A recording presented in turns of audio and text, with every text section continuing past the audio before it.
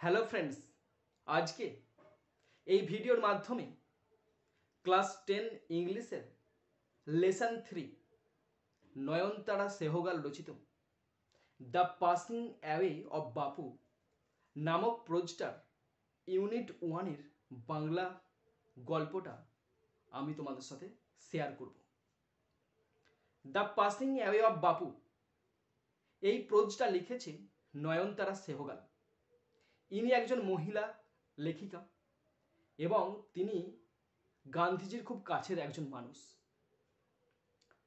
আমাদের এই গল্পটা মানে দ্য পাসিং অ্যাওয়ে অফ বাপু এই গল্পটা নেওয়া হয়েছে প্রিজন অ্যান্ড চকোলেট কেক নামক আত্মজীবনী থেকে নেওয়া হয়েছে।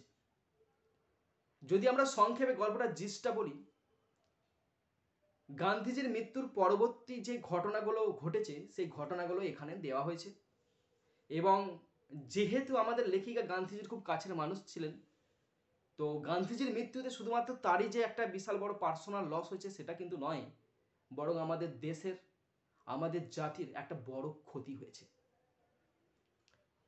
তো গল্পটা খুবই সহজ সরল গল্প। গল্পের বেসিক থিম গান্ধীজির মৃত্যুর পরবর্তী ঘটনা। তো ইউনিট 1-এ গল্পটা শুরু হচ্ছে স্বাধীনতার পরবর্তী সময়। সময়টা 1948 সালের 30শে জানুয়ারি মাস, শীতের সময়।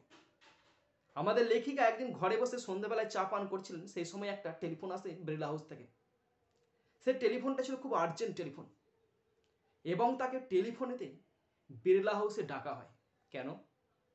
কারণ গান্ধীজি প্রার্থনা সভায় যাচ্ছিলেন এবং তাকে রাস্তার মধ্যে গুলি করা হয়। এই খবরটি শোনা মাত্রই আমাদের লেখিকা মর্মাহত হন, আঘাত পান এবং হতবাক হয়ে গাড়িতে ওঠেন আর বিড়লা হাউসের দিকে রওনা দেন।